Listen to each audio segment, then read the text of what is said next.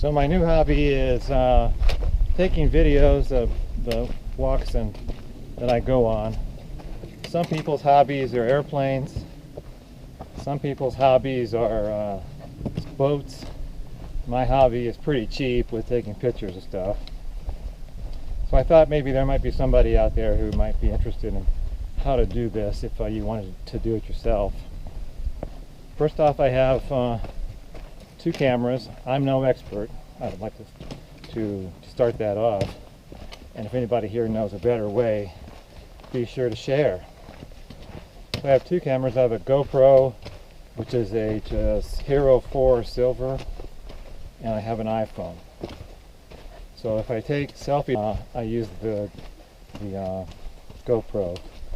Now the GoPro is attached to my grip. I bought the GoPro with the just handlebar mount, and I stuck that right on the rubber grip of my trekking pole. So I got that idea from, I believe this website is Neemer's World, Neemors.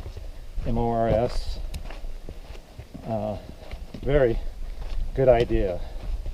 I watched that and I went, genius! Put it on the handle, not the spike. So my other camera is an iPhone, so if I'm going to take pictures of what I'm looking at, I usually use that. And I can see it's almost better quality. Now I shoot, both of those are on 1080p, 60 frames per second. I still seem to get some breakup in the pictures, and I don't know why that is. If anybody knows that answer, please tell me.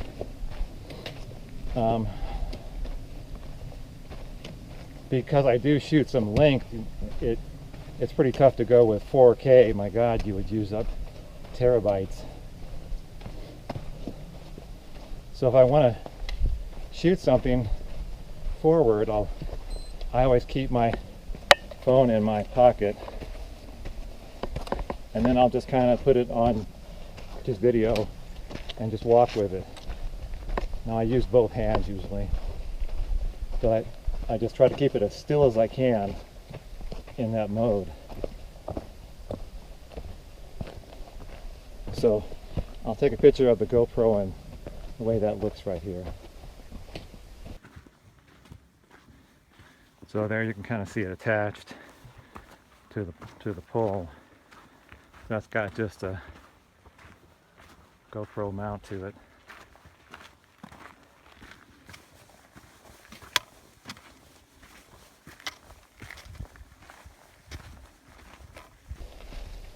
Now when I do it, when I use the GoPro, I don't try to have my arm out like this, because that always feels, well, it's tough to go very far in that. So I try to just keep my arm straight down and then kind of keep it tucked up. I guess it's nice to have the illusion that somebody's right out in front of me 5 feet walking backwards with a camera. I think that looks a little bit better than this. That's just kind of forced. So just kind of let your arm kind of hang straight down, and you got to practice with it to see where the lens is, because you can't see where the frame is. So one thing I always have a little towel, just a microfiber towel, and I make sure that the lens is a little bit dusted off. They do make those little lens brushes and stuff. I don't sit there and grind on. I just take and blow off the GoPro lens or the iPhone. So when you get back home, you've got, what, 20, 30, 40, 50 clips from two different cameras. And that can be a little bit of a challenge to figure out, put those both together in one YouTube video, because it's not always clear where the iPhone took part, where does that mesh in with the GoPro clips. So if anyone has a great idea about how to separate those two out, I guess you could do it by time of day that they were shot. So one way to integrate the iPhone and the GoPro clips together obviously would be the time of day that you shot them. So I try to synchronize both cameras before I leave, so that way they're both telling me the time of day. Now, it doesn't have to be down to the second, but just within 4 or 5 minutes, so I know which one came first.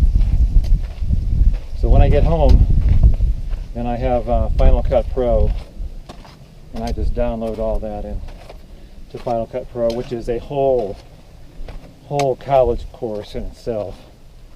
My God, that took a week of sitting at my computer, then watch a YouTube video on how to do one little tiny thing, then go work on that. You gotta love it. And it is fun.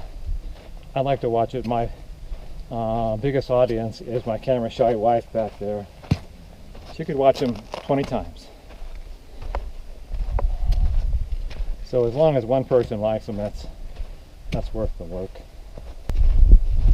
So that's how I do a YouTube video about going on hikes. I would highly recommend it as a hobby. Lots of fun.